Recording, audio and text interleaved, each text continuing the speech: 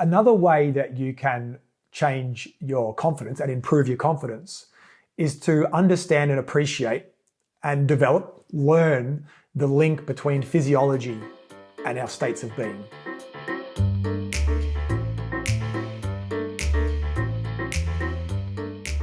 So the way we breathe, the way our posture, how we move, all of these things can be very, very helpful to begin to become more confident. So one of the things that I think is really, really useful is to approach confidence from the perspective, once again, it's not the only way to do it. What we're talking about is developing choice. Generally, I think the idea of developing choice is a very powerful idea. And in line with that, this idea of developing and changing physiology is really, really useful. The reality is that our states are influenced and determined by our posture, by our deep patterns of physiology. So once we know that, then we can begin to manage and choose and create feelings of confidence or whatever we might like by changing our physiology. So if you kind of like, old idea that we hear is like, well, stand up straight, right? The thing is, like, standing up straight, it's kind of like a blunt instrument as advice. The intention is really useful. Like, it's good in a way. It's kind of, I guess at some level, it's recognizing the link between physiology and our emotional states. But it's just, it's I don't know, it's a little bit rigid, right? And a lot of the time I see that people who are like wanting to be confident, it's always like really standing, like really like this all the time. And it kind of, to me, that stems from not having much confidence, and it's the best attempt they can do.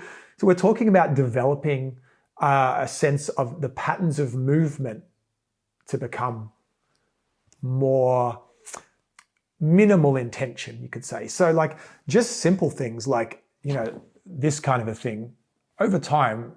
I can speak confidently like this. It's not a problem at all, but over time and in some contexts, this is not going to be helpful. So even just like having the spine in a more useful position.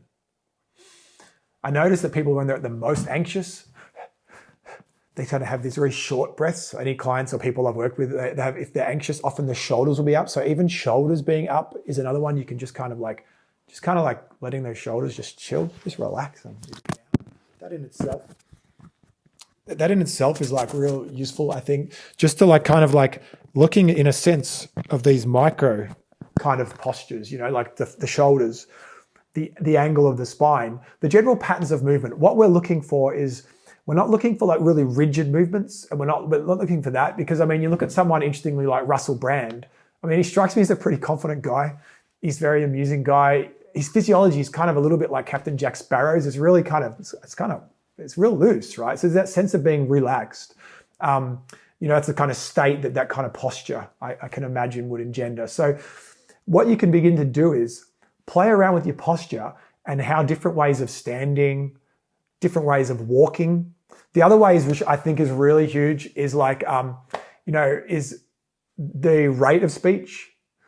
Generally, when people are giving presentations, and this has been my experience in the past when I, was really wanting to improve my ability to, speak more eloquently and smoothly and with more confidence, is when we speak very, very quickly, that can really make kind of heighten our states. So a really simple thing to do is modulate your confidence by speaking more slowly if you find that the rate of speaking is kind of, creating this feeling of more of a heightened kind of an anxious kind of a thing. So that's another thing. So the general intent of this part is become more aware of your physiology and then how it links to your states. And then from there, heaps of books on this stuff, heaps of courses that I could recommend and ideas on how you can explore physiology. If you're interested in those things, put a message in the comments and I'll list a bunch of books and modalities I'd say that are really helpful with those things.